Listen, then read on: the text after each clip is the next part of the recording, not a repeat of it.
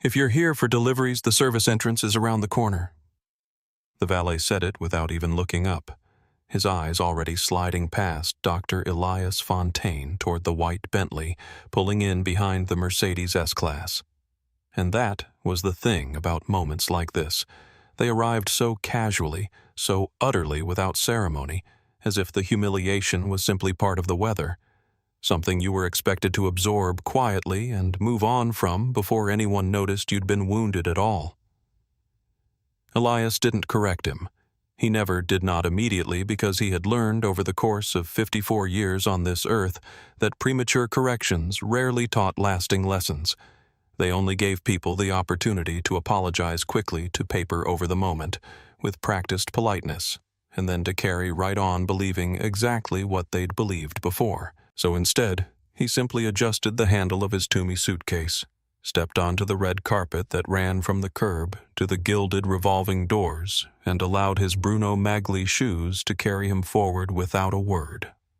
The Pinnacle Grand rose 16 stories above him, its limestone facade glowing amber in the late afternoon light. Every carved detail precisely as he had sketched it on a drafting table in a small Baltimore apartment 16 years ago, when the idea of building something like this had seemed less like a business plan and more like an act of defiance against every door that had ever been closed in his face. The awning above the entrance bore the hotel's name in brushed gold lettering, and beneath it 2 uniformed doormen pulled the revolving doors open for the Bentley couple without being asked, smiling the kind of smile that gets practiced in front of mirrors during orientation week. Elias pushed through the doors himself. Inside, the lobby was exactly as he had designed it, 30-foot ceilings that made every person who walked beneath them feel simultaneously small and elevated. Twin rows of Venetian chandeliers casting warm light across marble floors imported from Carrara, Italy. The veins of stone running in pale gold streaks like rivers seen from an airplane window. A fresh arrangement of white peonies sat on the central table, changed daily per standing instruction, their petals just beginning to open. The fountain in the far corner produced a sound like distant rain. Every surface gleamed. Every proportion was correct. His life's work made manifest in stone and light. He stood there for a moment before moving toward the front desk. Not because he needed to compose himself, but because there is something quietly devastating about returning to a place you built with your own vision and your own money and your own 20-year obsession, only to be treated like a stranger before you've even crossed the threshold. And he wanted to feel the full weight of that before it passed, because he had long ago learned that the things that hurt most clearly were usually the things most worth understanding. Leo tugged at his sleeve. His nephew, 9 years old, had been navigating airports and hotels and business lobbies beside Elias for the past 3 years, ever since his sister had asked Elias to take the boy along on occasional trips so he could see the world beyond their neighborhood in Baltimore. Leo carried his backpack over both shoulders the way only children and people with something precious inside them do, and his eyes moved around the lobby with the wide, unguarded alertness of a child who had not yet learned which things he was supposed to pretend not to notice. "It's really big," Leo said quietly, tilting his head back to look at the chandeliers. "I know," Elias said.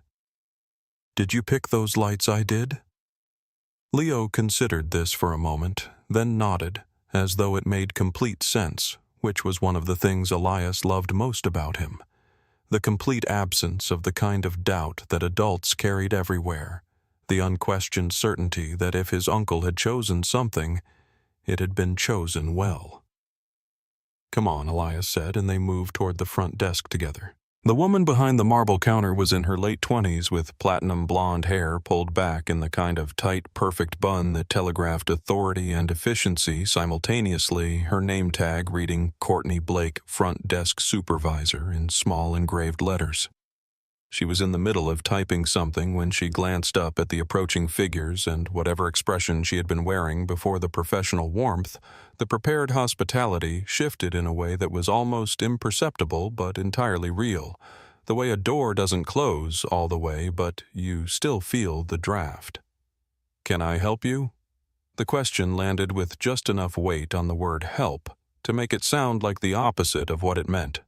Reservation for Fontaine, Elias replied, and he placed his passport and his Amex Centurion card on the marble counter with the easy precision of someone who had done this 10,000 times. Courtney picked up the passport with 2 fingers, the way you might handle something you weren't entirely certain was sanitary, and held it at a slight angle to compare the photograph to the man standing before her, with a thoroughness that was wholly theatrical, because the man in the photograph was unmistakably the man in front of her, and they both knew it, and she continued anyway.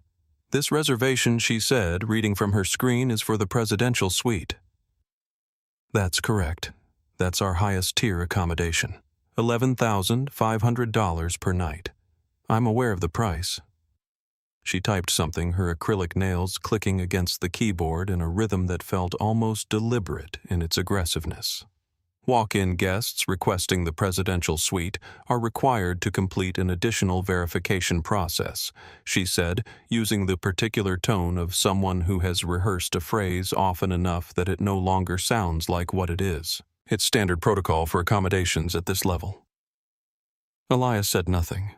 He had been in the hospitality industry for 30 years, long enough to recognize a policy that existed only for certain guests, when certain other guests were standing at the counter, and he had recognized this one before Courtney had finished her second sentence. Behind him, a couple, both white, both wearing the effortless ease of people who had never once been asked to prove they belonged somewhere, approached the adjacent counter, and Elias watched from his peripheral vision as Courtney caught the eye of her colleague with a barely there nod, watched the colleague's face open into genuine warmth, watched the whole interaction proceed with a fluency and speed that had nothing to do with policy and everything to do with the unspoken arithmetic of assumption. Junior suite, complimentary upgrade, champagne service arranged, 90 seconds start to finish, no verification required. Courtney returned her attention to Elias. I'm also getting a flag on the credit card, she said. What kind of flag? Our system is showing a potential irregularity with the account profile. The Amex Centurion card issued to fewer than 20,000 people worldwide, requiring a minimum of $250,000 in annual spending just to qualify for invitation, was flagged as irregular. Elias let that sit between them without comment for a moment, the way you let a particularly revealing sentence echo before you respond to it. What specifically is the irregularity, he asked. Courtney's jaw tightened slightly. The account profile doesn't align with our typical clientele for this accommodation tier. Then, as if worried she'd been too direct, she added, I'm sure we can get it sorted out. If you'd like to take a seat in the lounge area while I verify, I'll wait here, Elias said. Gregory Henderson was 51 years old and had spent 2 decades accumulating the particular kind of confidence that comes not from genuine competence, but from never having been seriously questioned. And he emerged from the executive offices behind the front desk with the bearing of a man who expected problems to arrange themselves into solvable shapes the moment he appeared. He was broad-shouldered, impeccably groomed, with sandy blonde hair swept back from a face that had settled into an expression of permanent mild authority, and his eyes landed on Elias Fontaine with a split-second assessment that he didn't bother to disguise before he extended his hand in greeting. I understand we have a situation, Henderson said, his voice carrying the practiced warmth of someone who had managed countless uncomfortable guest interactions and knew how to keep them quiet and quick. There's no situation, Elias replied evenly. I have a confirmed reservation. I have valid identification and a valid credit card. What I'm experiencing is a refusal of service that I'd like explained. Henderson's smile didn't waver, but something behind his eyes did. He turned to Courtney, who pulled up the reservation details, and he read from the screen with his tone shifting almost imperceptibly the way you'd read something aloud that you weren't entirely convinced was authentic. Dr. Fontaine. 7 nights presidential suite, booked 3 weeks ago through our VIP line. He looked up. The payment method is showing some anomalies. What anomalies? The account, it's unusual for transactions at this level. Elias set his briefcase on the counter, opened it, and began placing documents down one at a time with the methodical calm of a man who had known this moment was coming and had decided long ago exactly how he would meet it. Chase. Private client banking statement. $4.2 million in available credit. Goldman Sachs investment portfolio summary. $118 million in managed assets. 3 years of federal tax returns showing annual income consistently above $7 million. Each page landed on the marble counter with a soft, definitive sound like cards being laid in a game where everyone at the table already knew who had won. The lobby had gone very still. Henderson stared at the documents. A muscle in his jaw moved. Around them, guests had stopped pretending to look at their phones or admire the flower arrangement, and the particular quality of their attention had shifted into something collective and uncomfortable, the way a crowd's energy changes the moment they realize the thing they are watching is not going to resolve itself politely. "Will that be sufficient for your verification process?" Elias asked. Leo had been sitting on the red velvet sofa near the central table, his backpack balanced on his knees, watching everything with the concentrated attention of a child who has learned that the most interesting things adults do are the things they believe children aren't paying attention to. He watched Courtney pick up the passport with 2 fingers. He watched the other couple get their room in 90 seconds. He watched Henderson's face when he looked at the tax returns and still found reasons to hesitate. And then he slid off the sofa and walked over to where his uncle was standing, and he tugged once gently at the sleeve of Elias's jacket. Elias looked down.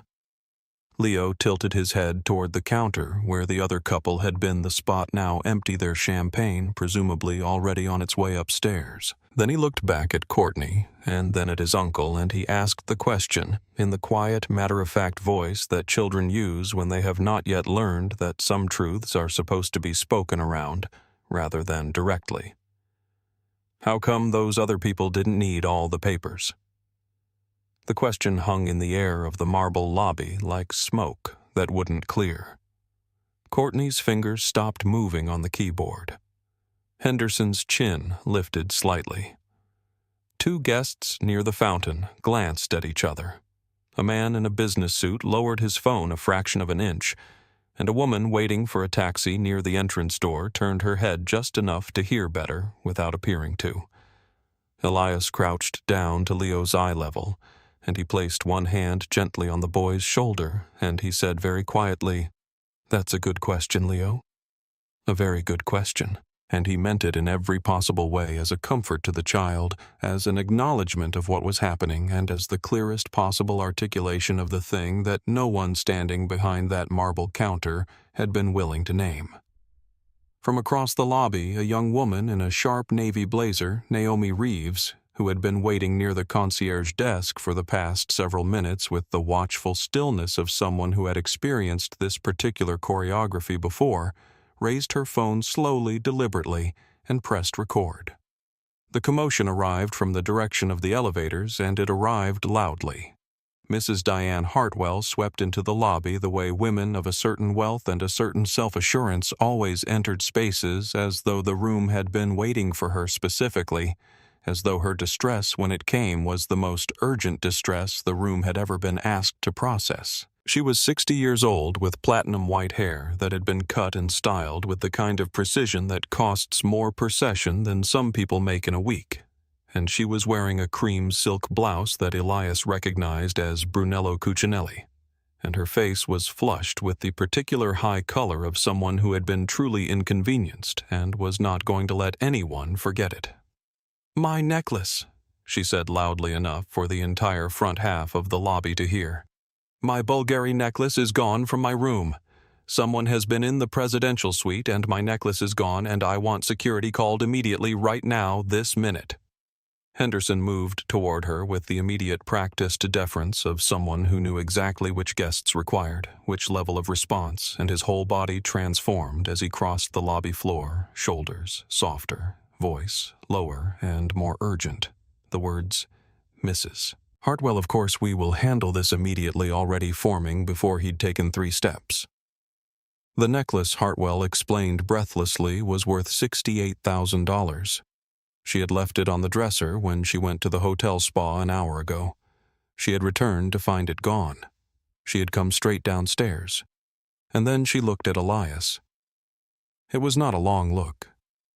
It was not the kind of look that people remember making afterward when they are asked to account for themselves. It was the half-second, reflexive, entirely automatic look of a woman whose brain, trained by decades of unexamined assumption, had scanned the available figures in the lobby and arrived at a conclusion without consulting her conscience first. Her eyes touched Elias, and then she looked at Henderson, and something passed between them that did not require words, because it never does, because that is precisely how it works. The suggestion that doesn't need to be spoken because everyone in the room already understands the grammar of it. Henderson turned to the back office and raised his voice. "Security. I need security in the lobby." Naomi Reeves shifted her angle slightly, making sure her phone captured both Elias and Henderson in the same frame. Leo, back on his velvet sofa, had gone very still. His backpack was on his lap, and both his small hands were gripping the shoulder straps, and his eyes were moving between his uncle and Mrs. Hartwell, with the careful attention of someone trying to understand a story whose rules kept changing. Robert Chase, head of security, emerged with a younger guard beside him, both moving with the swift, squared-off energy of men who had already been given a mental picture of what they were walking into. Chase was broad, with close-cropped gray hair and the kind of permanently neutral expression that people in enforcement roles develop because neutrality gives them more options than warmth or hostility. He surveyed the lobby once, and his eyes settled on Elias and stayed there the way eyes do when someone has already decided what they're looking at. Sir Chase said, moving toward Elias with deliberate, unhurried steps, "I'm going to need you to remain exactly where you are." "On what grounds?" Elias asked. "We're conducting an investigation into a theft. A high-value item has been reported missing from an upper-floor suite. Given your location in the lobby and your interactions with staff over the past 20 minutes, I need to ask you some questions, and I need you to remain here while I do. I've been standing at the front desk for 20 minutes because your staff refused to check me into a room I booked and paid for 3 weeks ago," Elias said, and his voice was so calm it was almost frightening. The calm of someone who had decided a long time ago that he would never give anyone the satisfaction of his anger, because anger could be dismissed, but clarity could not. "Sir, we're not discussing the check-in process right now." "We absolutely are," Elias said, "because those are the only grounds on which I've been here long enough for anyone to call my presence suspicious." Chase looked at him for a moment, then said, "I'm going to need you to empty your pockets and open your briefcase. I don't consent to that." From the sofa, Leo made a small sound, not a word, just a sound the kind a child makes when the thing they've been watching and not quite understanding suddenly becomes something they understand completely and wish they didn't. Mrs. Hartwell, standing near Henderson, pointed toward Elias with a ringed finger. "I saw him," she said, addressing Chase directly. "Earlier, when I was coming down from the fitness center, I saw him in the hallway near the executive elevators. I remember thinking he seemed out of place." The lobby had grown very quiet. 3 different phones were recording now, angled at various heights and distances, their owners positioned with the studied casualness of people trying to document history while appearing to do nothing at all. "That's not possible," Elias said, turning to look at her directly for the first time. "I have been in this lobby since I arrived. I have not been to any upper floor. My room key hasn't been issued because your staff has spent the last 20 minutes refusing to give me one." Hartwell blinked. A flicker of something, not doubt, not yet, but the beginning of the conditions under which doubt might eventually form, crossed her face and then was gone. Security Henderson said, his voice clipped and certain with the specific certainty of a man who had made a decision and needed it to have already happened. "Detain him." Elias didn't move. He stood with his briefcase in his left hand and his passport on the marble counter beside him, and he looked at Henderson with an expression that was perfectly precisely, deliberately neutral. The kind of neutral that takes decades to construct and costs more to maintain than most people will ever understand. "Mr. Henderson," he said quietly, "I'm asking you one final time to contact your regional director before this situation escalates any further." "I don't take instructions from guests," Henderson said, and there was something in his voice that had shifted from professional authority into something rawer and more personal, the defensive aggression of a man who has been caught in his own logic and cannot find a way out except forward. Chase stepped closer. "Sir, I'm placing you in temporary detention pending investigation. Please place your hands behind your back." "This is a mistake," Elias said. "Not a threat, not a plea." A statement of fact delivered with the unhurried certainty of someone reading from a document he had already read many times. The handcuffs came out anyway. Cold metal. The double click of the ratchet tightening 200 people in the lobby of the Pinnacle Grand, watching the founder and CEO of Fontaine Global Hospitality stand with his wrists bound behind his back in the marble entrance hall of the flagship property he had designed with his own hands and built with his own money and carried in his own chest for 16 years as the most concrete proof he possessed that a man from Baltimore with nothing but vision and stubbornness could build something that would outlast every door that had ever been closed in his face. Chuleo's voice cracked across the lobby like a stone thrown through glass, one word, one syllable, the particular broken quality of a child's voice when fear overtakes composure, and every single person in that lobby who had a heart felt it land somewhere in the center of their chest and stay there. Leo was off the sofa before anyone could stop him, his backpack sliding off one shoulder as he crossed the marble floor in 6 quick steps until a young front desk employee intercepted him gently. One hand on the boy's narrow shoulder, and Leo stopped moving, but did not stop staring. His eyes locked on his uncle with an intensity that was somehow more devastating than tears would have been, because there were no tears, only the wide, unblinking witness of a child who understood in the wordless way that children understand the most important things, that what he was watching was wrong, in a way that did not require explanation. Elias looked at his nephew for exactly 1 second. Just 1 second, but it held everything. The acknowledgement, the steadiness, the wordless promise that he was all right, that the man who had built 30-foot ceilings and Venetian chandeliers and a company worth nearly $8 billion was not broken by a pair of handcuffs in his own lobby. Naomi Reeves updated her caption without looking down at the screen, her thumbs moving by muscle memory. They just handcuffed him, in front of his nephew, in his own hotel.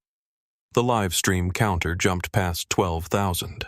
Inside the breast pocket of Elias's jacket pressed warm against his chest, his phone was streaming video to 3 people simultaneously: his chief legal officer, Sarah Okafor, his VP of operations, Raymond Cross, and the CEO of Whitfield Luxury Group, the parent company that held the franchise agreement for the Pinnacle Grand.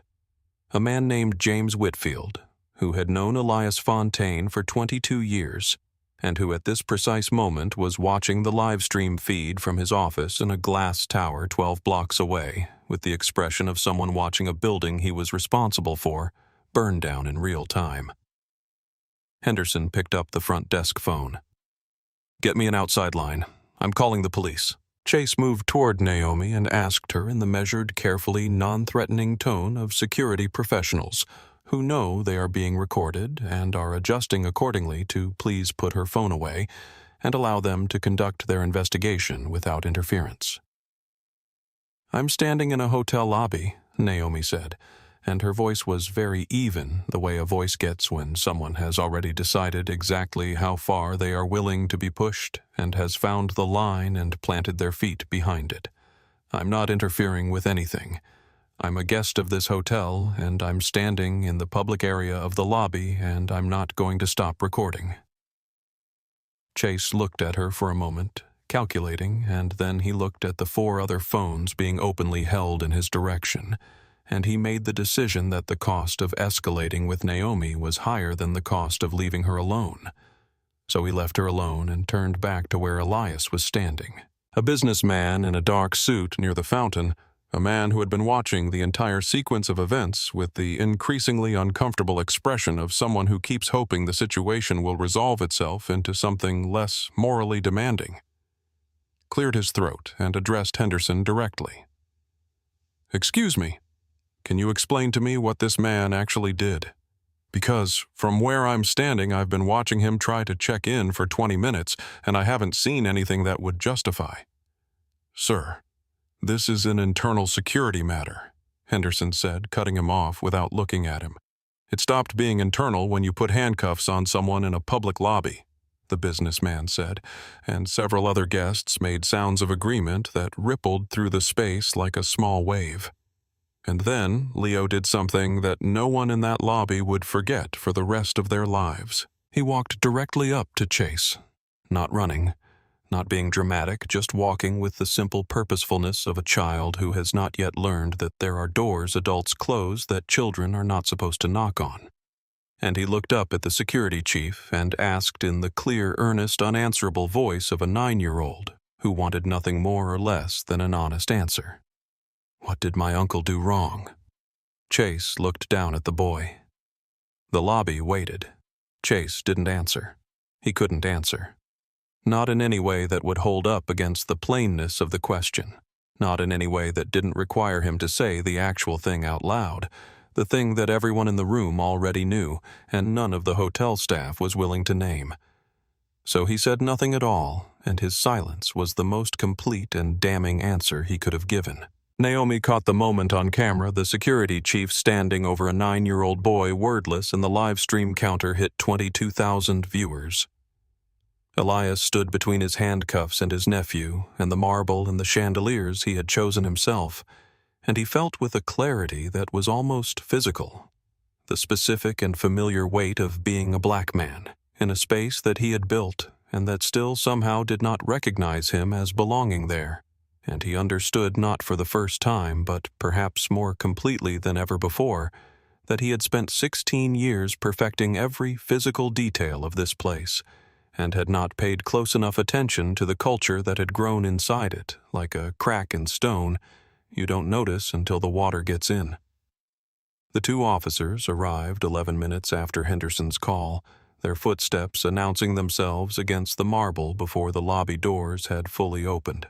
Officer Priya Nakamura entered first 14 years on the force with the kind of eyes that had learned to read a room before the rest of her had finished walking into it. She paused just inside the entrance and did what good officers do. She looked at everything before she moved toward anything, taking in the still figure of a man in an expensive suit with his wrists bound behind him. The hotel manager standing with the particular rigid energy of someone who had committed to a course of action and was now waiting to find out what it cost the crowd of guests positioned around the edges of the space, like an audience that wasn't sure whether what it was watching was a performance or an emergency, and a child. A small boy with a backpack sliding off one shoulder, standing in the middle of it all with an expression on his face that Nakamura would describe later in her report simply as the face of a child who understood something had gone very wrong. "Who placed this call?" Nakamura asked. "Hotel security," Chase answered. "We have a suspect in temporary detention in connection with a theft from the presidential suite. $68,000 necklace, reported missing approximately 30 minutes ago." Nakamura walked toward Elias and looked at him for a moment, his posture, his stillness, the complete absence of resistance or agitation. And then she said, "Sir, can you tell me your name?" "Dr. Elias Fontaine. Do you have identification in my wallet?" "Inside jacket pocket, left side." She retrieved it carefully and opened it, and inside she found exactly what you would expect to find in the wallet of a man who had spent the better part of 30 years building a global hospitality company. A driver's license, several credit cards, and a business card that she held between two fingers and read twice before she looked back up at Elias with an expression that had shifted almost imperceptibly from professional neutrality into something more careful. Henderson stepped forward. "Officer, we need this man searched immediately. He has been behaving suspiciously since he arrived. He's had multiple confrontations with staff. He was attempting to access the presidential suite, the same suite from which the theft was reported, and a witness places him near the executive elevators prior to the theft." Nakamura held up one hand without turning to look at him. "Mr. Henderson, I need you to give me some space to do my job." Then she turned to Chase. "What is the actual evidence connecting this individual to the theft?" Chase straightened. He was loitering near the front desk. He had an altercation with staff regarding his reservation. He was attempting access to the upper floors. He was trying to check into a room he booked 3 weeks ago. The businessman near the fountain said loudly enough for everyone to hear. Sir Chase began. "That's not evidence," Nakamura said. "That's a description of someone trying to use a hotel." The words settled over the lobby like something heavy and true, and Madison looked like she might be sick, and Henderson's color deepened from red toward something closer to purple, and Mrs. Hartwell, who had been standing near the side of the front desk with her chin up and her conviction intact, shifted her weight slightly from one foot to the other. Elias's phone buzzed. The ringtone was the opening bars of a Beethoven symphony, 4 notes that cut through the lobby's tension like a blade through silk. "May I answer that?" Elias asked Nakamura. "Who's calling my attorney?" Nakamura nodded to Chase, who retrieved the phone from Elias's jacket pocket and held it to his ear, the screen facing outward so the caller ID was visible. "Sarah Okafor, Chief Legal Counsel." "Dr. Fontaine." Sarah Okafor's voice was clear and precise and loud enough for everyone within 6 feet to hear every word. "I've been watching the live stream for the past 18 minutes. I have 7 attorneys on standby. Do you want us to proceed with immediate legal action?" Henderson's face drained. "Not yet, Sarah," Elias said. "Please conference in James." A click, a brief silence, and then a new voice filled the space around the front desk of the Pinnacle Grand Older Unhurried, carrying the particular authority of someone who had not raised his voice in a professional setting in approximately 20 years, because he had long ago learned that the most powerful thing a man of his position can do is speak quietly and let the words do the work. Elias James Whitfield, CEO of Whitfield Luxury Group. Tell me what I'm seeing on this feed right now is not what it looks like. I'm handcuffed in the lobby of my own property, James, accused of stealing a necklace by a guest who has no evidence and a reservation dispute by a manager who has apparently never learned the difference between a policy and a preference. A silence on the line that lasted just long enough to mean something. Henderson. Whitfield's voice was the same temperature and volume, but something in it had changed the way a room changes when someone opens a window in winter. "Are you there?" "Yes, sir," Henderson said, and his voice had shrunk.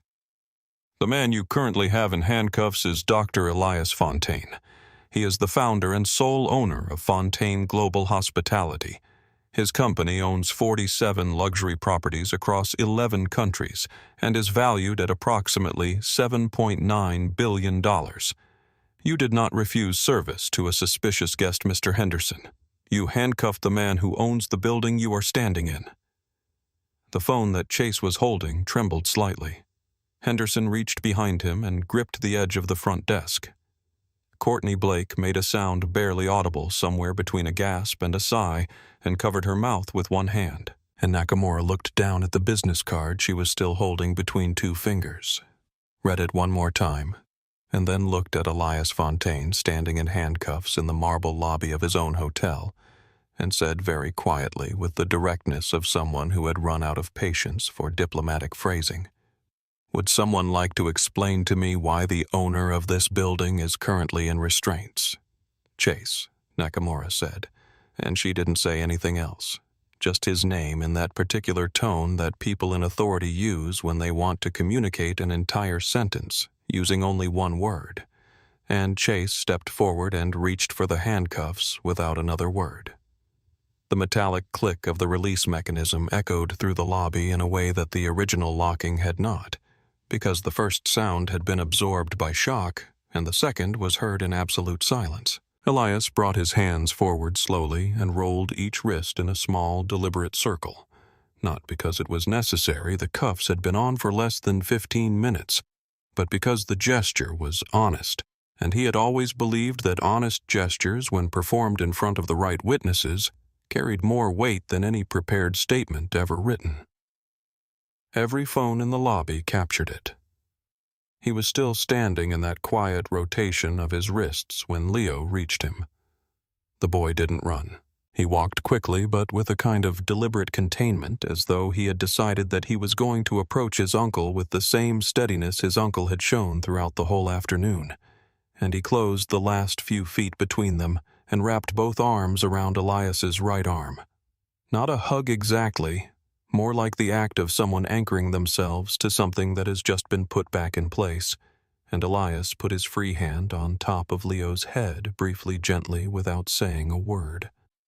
Neither of them spoke. They didn't need to. The lobby watched the uncle and the nephew standing together in the middle of the marble floor, and the lobby felt collectively something that it had not felt since the platinum-haired woman with the ringing voice had first pointed her finger across the room. It felt the specific and irreversible weight of having been wrong. Nakamura closed her notebook.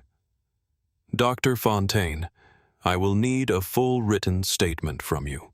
You'll also receive a copy of my incident report, which will be filed with complete documentation of this interaction. She paused, then added in a tone that was personal rather than procedural.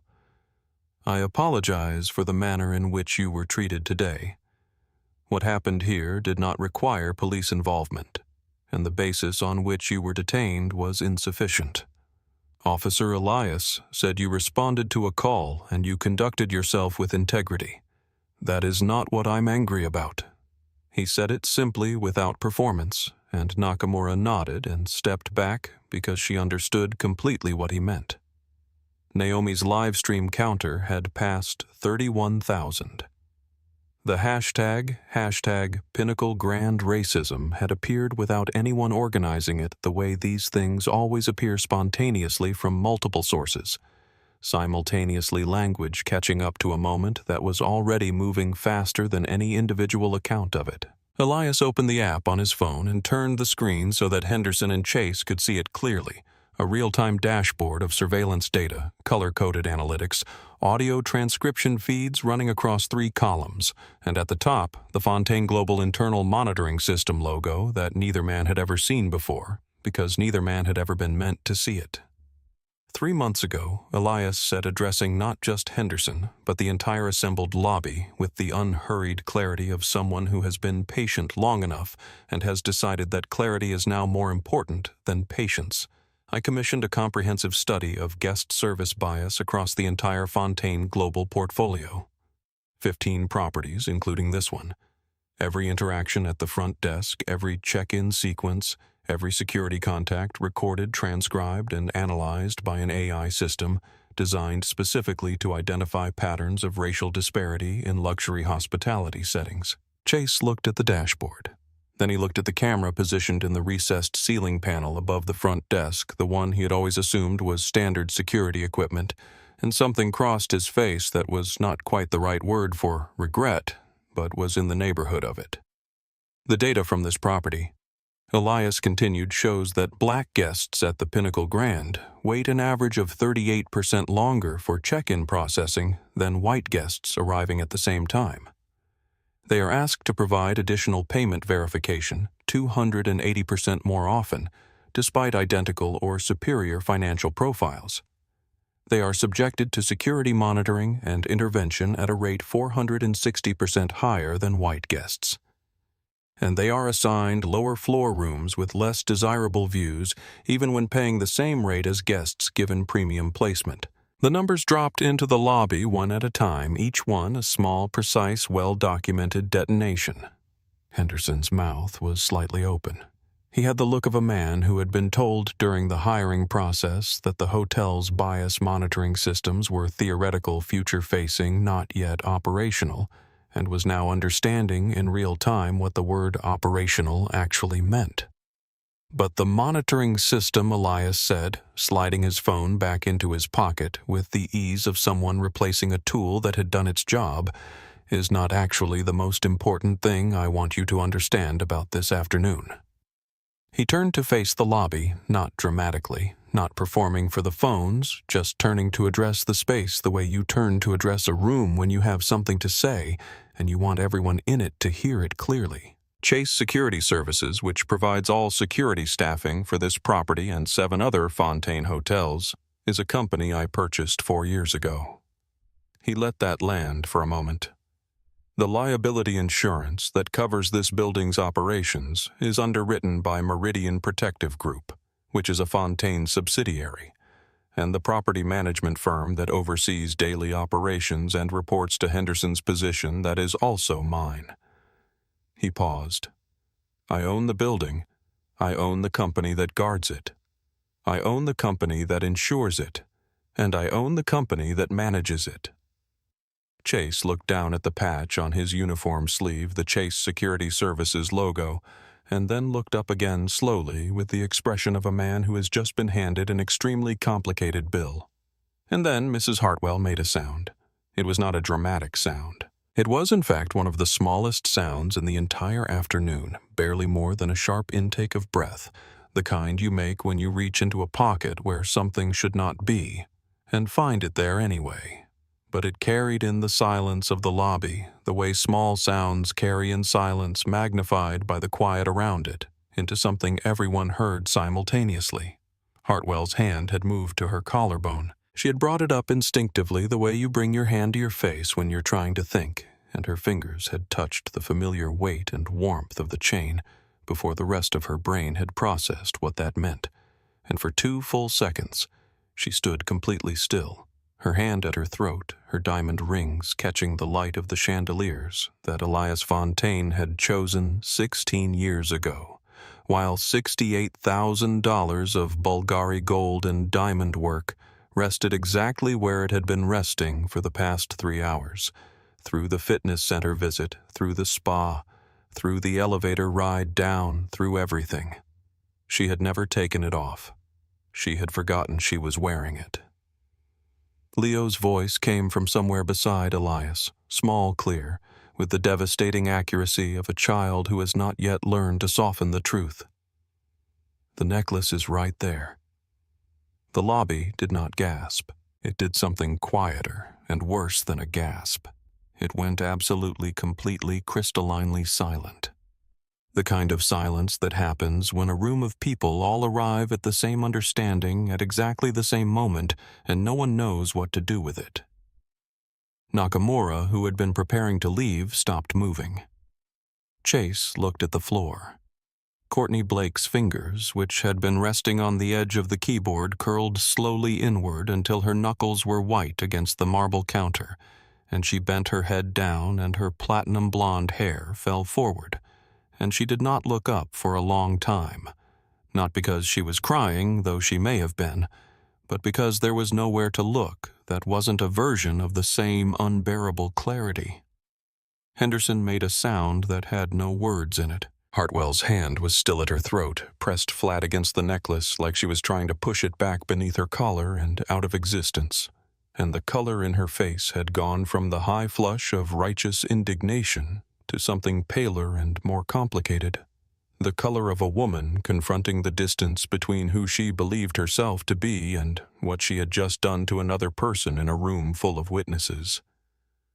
Madame Elias said, and he said it quietly, not with anger, he had moved past anger some time ago, but with the even direct quality of someone stating something important enough to say clearly. You saw a black man in the lobby of a luxury hotel, and you decided without evidence and without hesitation that he was the most likely explanation for something going wrong. You almost destroyed someone's afternoon. In different circumstances, you could have destroyed someone's life. Hartwell opened her mouth. She closed it again. She did not apologize. People rarely do in moments like that because the apology would require them to say the quiet part out loud, and saying it out loud would require them to own it completely. And most people are not ready to do that in front of 30,000 live stream viewers and 200 hotel guests and a 9-year-old boy watching with eyes that don't yet know how to look away from what's real. She gathered herself, not her dignity because that had not survived the past 5 minutes, but her composure, the functional armor of a woman who has spent 60 years managing how she appears, and she turned and walked toward the exit, her heels sharp against the marble, and the lobby parted for her, the way lobbies part for people who are leaving in a hurry, and she was gone. The room breathed. Leo looked at where she had been, and then looked at his uncle, and then asked because he was 9, and the world was strange, and he was still trying to understand the rules. Is she going to say sorry? Elias looked at his nephew for a moment before answering. Some people need more time, he said finally, and it was the most honest answer he had. What happened next was not a speech. Elias had not prepared remarks. He had not planned a confrontation or rehearsed a revelation or decided in advance what he was going to say to each of the 3 people whose choices that afternoon had turned the lobby of his flagship hotel into the most watched room in the country. He simply turned to them one at a time, and he spoke. To Henderson first, because Henderson was the one with the authority, the one whose decision had been the fulcrum on which the entire afternoon had turned, and he didn't raise his voice. He just said, I interviewed you myself 8 months ago. We sat in this building for 90 minutes and talked about what luxury hospitality is actually for. Do you remember what you told me? You believed Henderson said nothing. His jaw was set, but his eyes had changed. The calculation behind them had given way to something raw, something that was not quite shame but was moving toward it. The way water moves toward a drain following the pull of a gravity he hadn't chosen but couldn't resist. You told me Elias said that a guest's dignity is not a service you provide. It's a condition of doing business. A pause. I hired you because I believed you meant that. Henderson closed his eyes for a moment. Just a moment. But it was enough.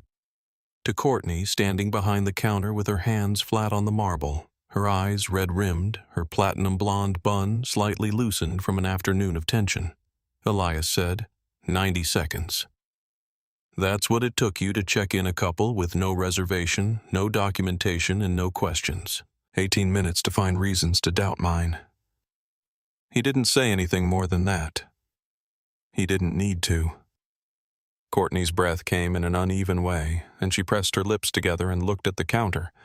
And then, as Elias turned away, she looked at Leo, the child sitting quietly on the red velvet sofa with his backpack on his lap, and the boy looked back at her with the simple, level gaze of someone who doesn't know how to be cruel and isn't trying to be kind, just looking at the truth of the moment, and that gaze undid something in Courtney that the entire confrontation had not quite managed to reach.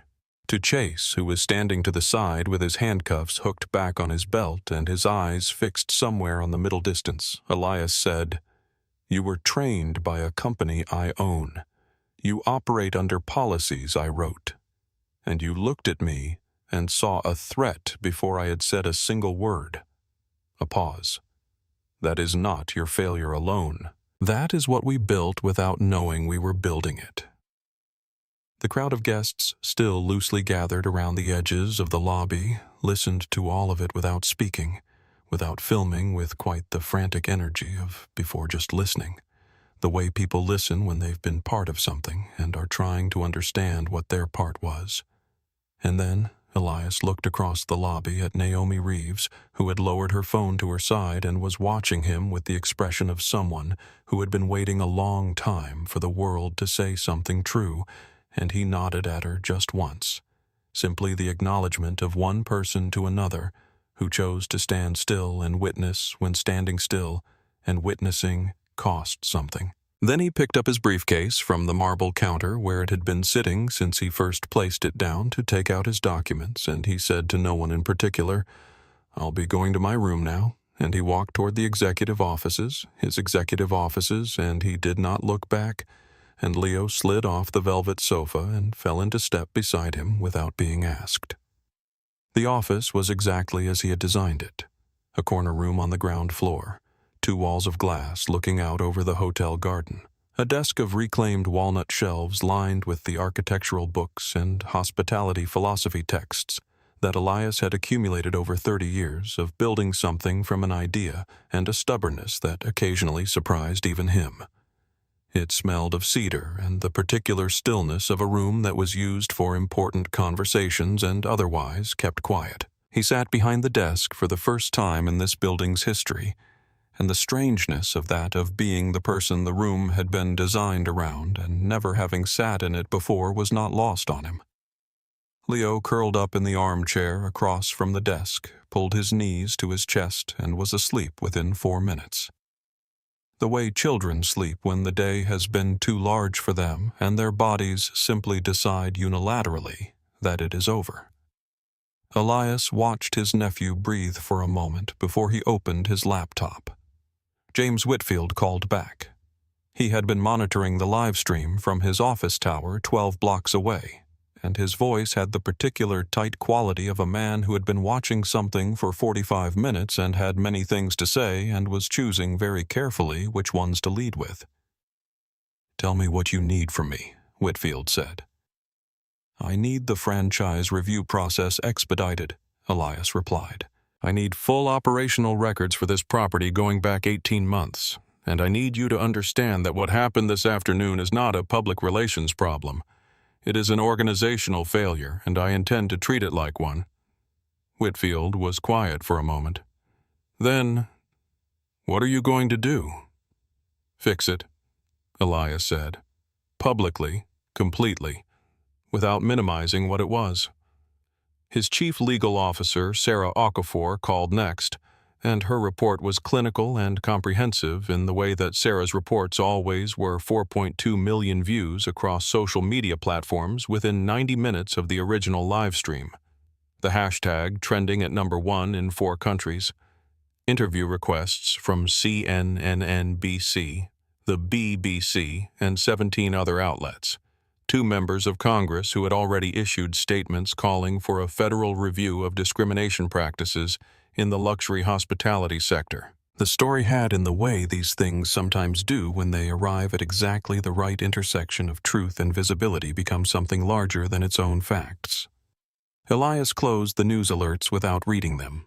He opened a new email window and began typing, and he did not ask his communications department to draft. It did not route it through legal review, did not filter it through anyone else's sense of what was appropriate or strategic or brand-aligned. He typed it himself from his own account, addressed to all 8,900 employees of Fontaine Global Hospitality across 11 countries, and the subject line read, "We failed. Here is what we do now." It began today. I was handcuffed in the lobby of our flagship hotel. I was accused of theft. I was denied service. I was treated as a threat in a building I designed in a company I built because of the color of my skin. I want you to understand something before you read any further. I am not writing this because I was the one it happened to. I am writing this because it has been happening to our guests without my resources, without my lawyers, without a live stream every single day in properties across our portfolio, while I was not paying close enough attention. He wrote for 40 minutes without stopping. He did not use careful language. He did not soften the findings or qualify the conclusions or give anyone a comfortable place to stand inside the narrative. When he finished, he read it once, changed 3 words, and hit send. And then he sat back and looked at his nephew sleeping in the armchair across from him and felt with a clarity that was almost physical the specific weight of having built something imperfect and being the only person positioned to fix it. Within 2 hours, the Pinnacle Grand's second-floor conference room held 7 people around a table that Elias had specified in the original construction documents should be large enough for difficult conversations, and the table was proving its purpose. Sarah Okafor sat at Elias's right. Raymond Cross, 5P of Operations, had driven from across the city with his laptop already open and 3 tabs of data running. Director of Human Resources. Angela Tate had flown from the company's Atlanta office and landed at the same time as Director of Diversity and Inclusion, Marcus Webb, and both of them had the exhausted, resolute faces of people who had known on some level that a conversation like this one was coming and had not been able to make it arrive sooner. The reports came one by one, and Elias listened to all of them without interrupting. Raymond Cross, 14 employees across the broader Fontaine portfolio had been suspended pending investigation within the 6 hours since the incident. Not because Elias had ordered it, but because regional managers reviewing their own records in the aftermath of the live stream had found complaints. They recognized complaints that had been routed through the system and had somehow failed to route anywhere that mattered. 76 discrimination complaints filed against Fontaine properties in the past 18 months had been logged as resolved after the complainant received a travel voucher and stopped following up. The complaints had never been escalated. The pattern had never been reviewed. Angela Tate said, her voice very steady. Every person who filed one of those complaints will receive a personal call from someone in this room within 48 hours. Not a form letter. A call. Marcus Webb opened his laptop and displayed a framework document he had been developing for the past several months, a structural response to exactly this kind of embedded bias built not around punishment, but around the kind of deep-rooted cultural change that doesn't happen through training seminars alone, but requires accountability at every level of an organization, from the valet outside the entrance to the person who designed the entrance itself. Elias looked at the document for a long moment, then looked at Marcus. "How long have you had this?" Marcus met his gaze. 7 months. A silence. "Why didn't I see it?" Marcus said carefully, but honestly. It was submitted through the standard channels. The standard channels. The same channels through which 76 discrimination complaints had been submitted and resolved with travel vouchers and silence. Elias sat back in his chair and looked at the ceiling for a moment. The ceiling of a conference room in a building he owned in a company he had built from a drafting table in a small Baltimore apartment. And he understood, with the particular pain of someone who has spent their life building something and suddenly sees where the foundation cracked, that the failure was not just in the people who had put handcuffs on him that afternoon. The failure ran deeper and older and closer than that. It had been in the channels that routed accountability away from his desk. It had been in the structure that had grown up around him while he had been focused on the buildings. From now on, he said, any complaint involving race, any at all, escalates directly to this table, not the regional manager, not the HR inbox. Here. No one argued. Gregory Henderson was called into the executive office at 8:15 in the evening, and the conversation was brief and direct and entirely without theater. Elias told him that his employment was terminated for cause effective immediately, and that the specific cause was a documented pattern of discriminatory guest service that the AI monitoring data showed had been present in his management decisions across his 8-month tenure. He laid the data on the desk between them not as evidence to argue over because the argument was finished, but as the honest accounting that Henderson deserved to be given rather than a sanitized version of his own record. Henderson sat across from him and said nothing for a long time. And then he said, not in the defensive tone he had used all afternoon, but in the voice of a man who had been sitting alone with something difficult for the past 2 hours, "I knew it wasn't right. What I was doing. I knew it while I was doing it." Elias looked at him. "I just thought Henderson stopped. Started again. I thought it was judgment. I thought experience looked like that." "That's what makes it dangerous," Elias said. "Not the malice. The comfort. Henderson nodded once, slowly stood up and left. He paused at the door, not turning around, just pausing, and then he walked out and the door closed quietly behind him. And that was the end of it. Courtney Blake was called in after Henderson, and her conversation was shorter because she had less to explain and perhaps more to carry. She was given her termination documentation, and she accepted it without argument, and when she stood to leave, she stopped in the outer office where Leo was sitting in a chair doing math homework that Elias had found in his backpack and asked him to work on because the boy needed something to do with his hands, and Elias understood that, and Leo looked up when Courtney stopped near his chair. She opened her mouth. Nothing came out. She closed it again, and something in her face that had been armored all afternoon finally came undone, and she looked at this 9-year-old boy doing long division in the outer office of a luxury hotel at 8:30 in the evening, and she said very quietly, "I'm sorry you had to see that today." Leo thought about this for a moment with the careful seriousness of a child deciding whether an apology is the right shape for what it's meant to cover. "It's okay," he said finally, which was not the same as saying it was fine, and which both of them understood. Robert Chase submitted his resignation before he was called in, which Elias received as the kind of partial accounting that it was inadequate but not nothing. A man trying to take a form of responsibility he could manage when the fuller form was still beyond him. 3 weeks after the incident, without being required to, and without telling anyone connected to Fontaine Global, Chase enrolled in an 8-week course on understanding unconscious bias. A former colleague of his, someone who had been in the lobby that afternoon, mentioned it to Raymond Cross months later. Elias was told, and he noted it, and he said nothing about it publicly because some reckonings are private, and that privacy should be respected. Mrs. Diane Hartwell's Hotel Rewards membership was revoked the following morning, along with her welcome status at all 47 Fontaine properties. She received a letter from Elias written personally that said exactly one thing: "What you did could have destroyed an innocent person's life. I hope you think about that." She did not respond. Whether she thought about it, no one could know. Nakamura filed her incident report, and in the section for personal notes, she wrote 4 sentences that were not strictly required by procedure, but that she felt were necessary for the record. This detention was conducted without probable cause. The basis for suspicion was the subject's race and presence in a luxury space.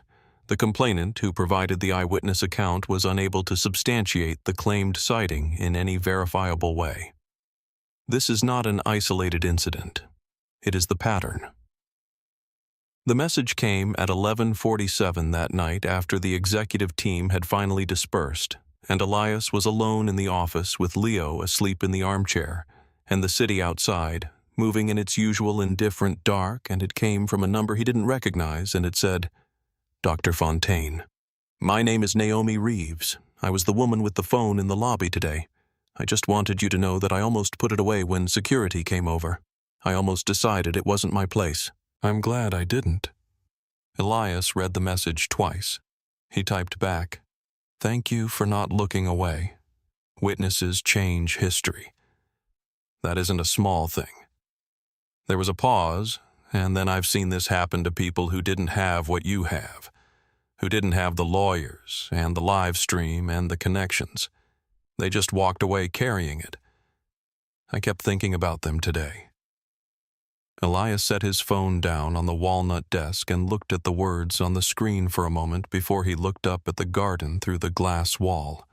The garden he had specified should be planted with jasmine, because jasmine blooms at night, and he had wanted the late workers to have something beautiful to walk past on their way home, and he thought about what Naomi had said. The people who walked away carrying it. He had been one of them once, 22 years ago, when he was a 32-year-old architect with a briefcase full of blueprints and a dream that was bigger than his bank account, when a hotel concierge in Houston had looked at him and suggested politely that perhaps he'd find the amenities at the motel 3 blocks over more suited to his needs. He had walked away carrying it. He had been carrying it for 22 years all the way to the lobby of the Pinnacle Grand, and it had taken a 9-year-old boy's question and a woman with a phone and the cold click of a pair of handcuffs to make him understand that carrying it was not the same as addressing it. He picked up his phone and typed one more message to Naomi. "I'd like to offer you a position on our guest equity advisory panel. You don't have to say yes, but I want you to know that what you did today is exactly the kind of clarity this company needs to hear from." He set the phone down and looked at Leo, who was breathing slowly and evenly in the armchair, one sneaker hanging off the edge of the cushion, his math homework sliding off his knee. And Elias thought, I am going to have to explain this day to him at some point. The whole of it. Not just the handcuffs and the revelation, but the years before the structure that made it possible the things I didn't build right when I thought I was building everything right. He didn't know yet exactly how he would say it, but he knew he would say it honestly because that was the only version of the story Leo deserved. The following morning, Elias called every employee in the Pinnacle Grand front desk, housekeeping, restaurant, valet, concierge, security, maintenance management into the main lobby at 9 a.m. He stood in the center of the marble floor beneath the Venetian chandeliers, without a microphone, without a podium, without prepared remarks printed on paper, and he spoke to the 112 people who ran the building he had built in the language of someone who was done being careful about how the truth landed. He told them what the AI monitoring data had found. All of it, not the summary version. He told them about the 38% longer wait times, and the 280% higher rate of payment questioning, and the 460% disparity in security intervention. He told them that these were not accidents, and they were not the result of a few bad individuals. They were the result of an environment that had allowed certain habits to calcify into something invisible, something that didn't feel like bias because it had become so ordinary that it registered as normal, and that normalcy was exactly what made it so damaging. He told them about the 76 complaints that had been resolved with travel vouchers. He told them about Marcus Webb's framework document that had been sitting in the system for 7 months. He told them that he was sorry, not for himself, not for what had happened to him yesterday, but for what had been happening to guests in this building, and buildings like it for years, while the person who was supposed to be paying attention had been focused on the wrong things. And then he told them what was going to change.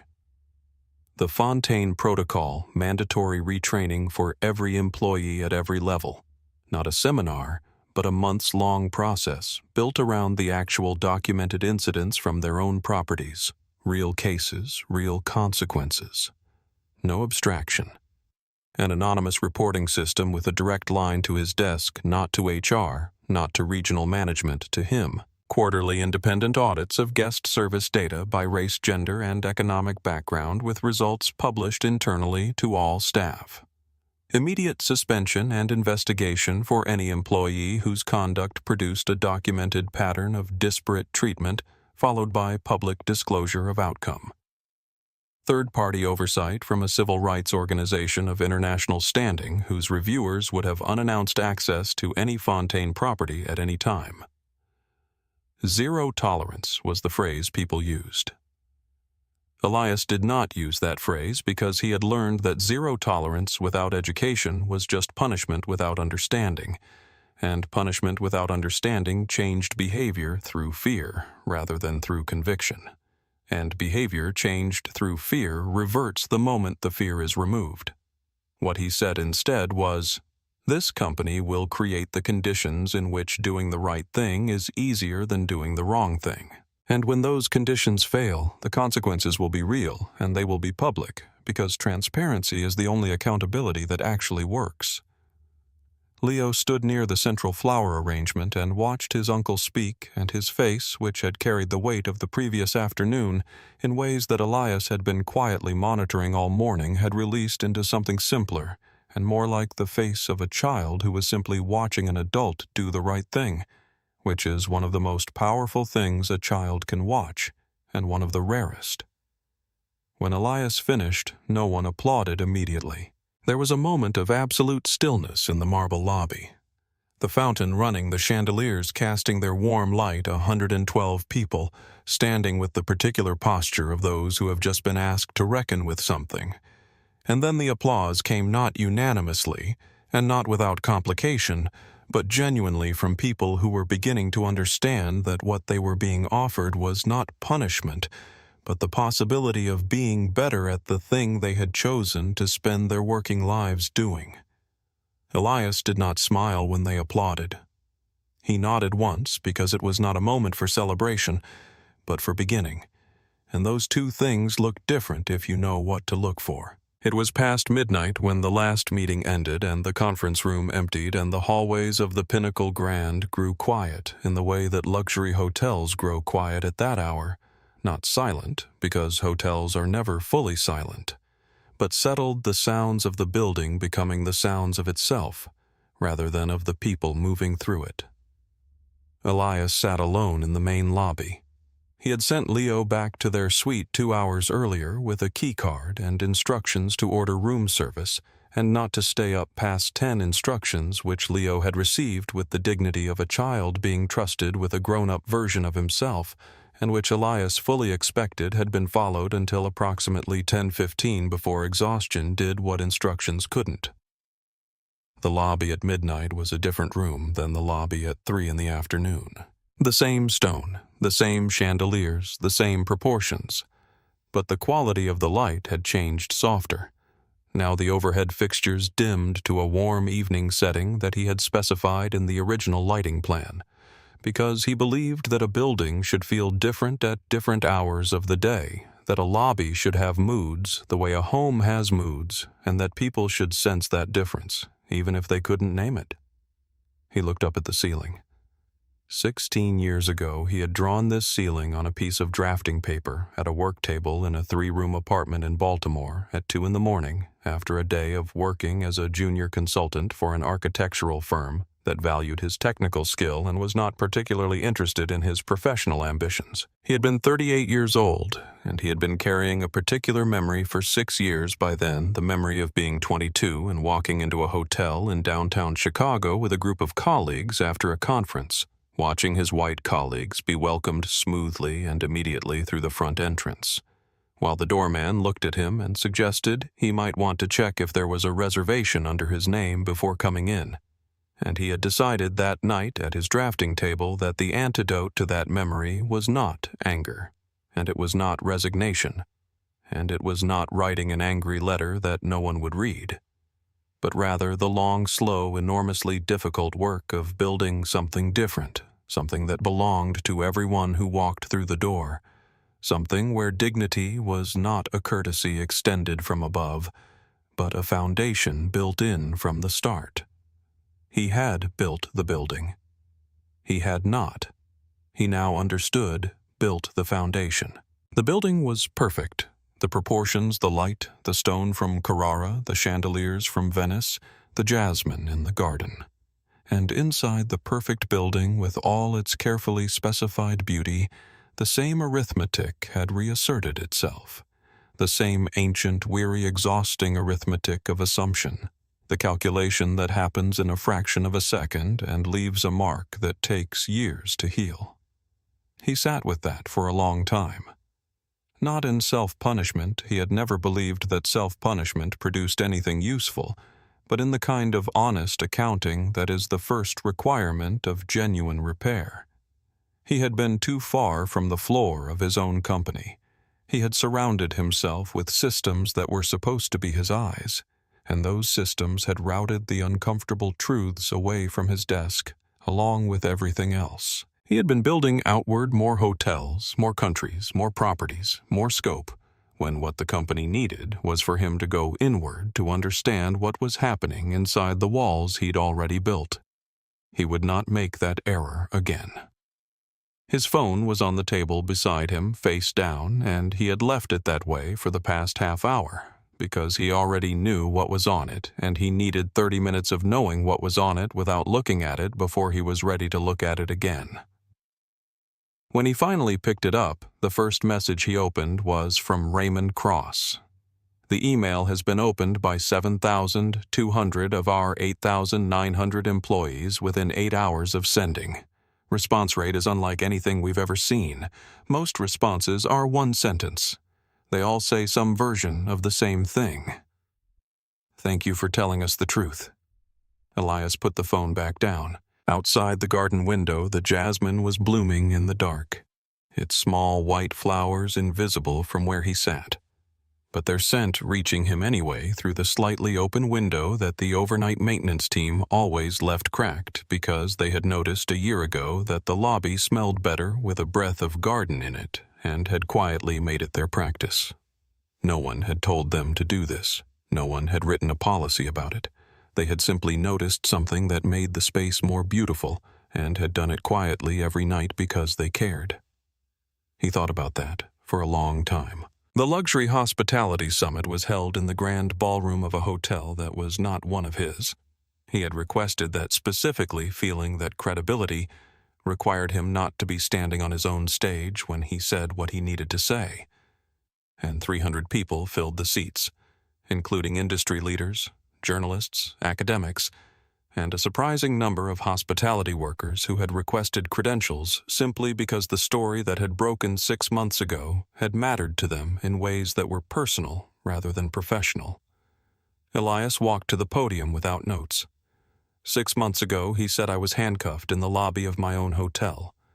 The room was quiet in the way rooms get quiet when someone says something true without flinching. I want to be honest with you about what that felt like.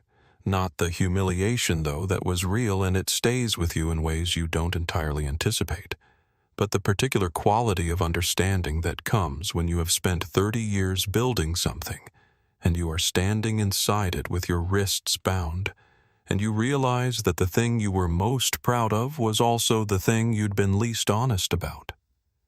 He paused. I built beautiful buildings. I didn't build a culture worthy of them. He spoke for 40 minutes, and for the first half he talked about what the data had shown, the monitoring results, the patterns, the 76 complaints, the 7 months that Marcus Webb's framework had spent waiting in a digital inbox, and for the second half he talked about what had changed. Not with the triumphant energy of a success story, but with the careful honesty of a person describing work that was still in progress. The Fontaine Protocol had been implemented across all 47 properties. Discrimination complaints across the portfolio were down 68%. Guest satisfaction scores among Black travelers had increased by 81%, and here he noted that the act of measuring that number at all had itself been the first change because you cannot address what you are not willing to look at directly. Revenue across the chain was up 11%. Which he mentioned not because it was the most important thing, but because he had been in this industry long enough to know that the people in this room needed to hear that doing right and doing well were not enemies. 12 other hotel chains had adopted the framework. Cornell's hospitality program had made it required curriculum for second-year students. The NAACP had formalized a partnership for ongoing oversight. After the applause as the room broke into small groups and coffee cups were being refilled and people were moving toward him with the particular purposeful energy of people who have heard something that made them want to say something back. An elderly Black woman in a pale blue suit made her way through the crowd and stopped in front of him, and she said, "I've been a housekeeper at your Chicago property for 11 years. He waited. After the protocol, she said it was the first time in 11 years that I felt like the managers saw me. Not just saw that I was doing my job, saw me. She paused. I wanted you to know that. Because I don't think people always understand what it feels like to be invisible in a place you spend more of your life in than your own home. Elias held her hand between both of his, and he said, Thank you for staying. Thank you for still being there. And then, because it was true, I'm sorry it took this long. She nodded once with the dignity of someone who has been waiting a long time to have something acknowledged and is receiving the acknowledgement without diminishing it by making it easy. And she moved back into the crowd. He stood there for a moment and he thought about Leo's question in the lobby 6 months ago. How come those other people didn't need all the papers? And he thought about Naomi Reeves with her phone and Chase standing wordless over a 9-year-old who wanted a simple answer, and the weight of $68,000 of jewelry on a woman's collarbone that she'd forgotten she was wearing, and all the small machines of assumption that had been running quietly inside the thing he'd built while he'd been looking at the ceiling heights and the marble finish. And he thought, the work is not finished. It has barely begun. But it is different work now than it was yesterday, and it will be different again tomorrow. And that difference, that ongoing, effortful, imperfect, necessary difference, is the only thing that actually amounts to anything. 3 months after the summit, on a Saturday afternoon in early autumn, Elias brought Leo back to the Pinnacle Grand. They walked in through the front entrance. The valet nodded at them both and said, "Good afternoon, Dr. Fontaine," without hesitation, without theater, just the natural, easy recognition of someone doing his job well. The revolving door brought them into the marble lobby, and the chandeliers were doing what they had always done, casting their warm light across the stone in the particular way that Elias had specified that he had imagined at a drafting table at 2 a.m, 38 years old and stubborn and full of an idea bigger than anything around him could contain. The young man at the front desk looked up, and his face opened into the kind of smile that cannot be trained because it is not a performance. It is the expression of someone who is genuinely glad to see you, who is present in the moment and not somewhere else inside his own head. And he said, "Welcome back, Dr. Fontaine." And welcome, turning to Leo, with the specific warmth that people reserve for children who are accompanying adults. They respect your suite is ready whenever you are. Leo looked up at his uncle. He didn't say anything. He just gave a small, single nod, the nod of a 9-year-old who has been carrying the memory of a different afternoon in this lobby and is now quietly putting it down, and Elias put his hand on the boy's shoulder, and they walked together across the marble floor, unhurried, belonging entirely to the space around them, going home. Courtney Blake spent the months after her termination doing something that no one had asked her to do, and that she never spoke about publicly.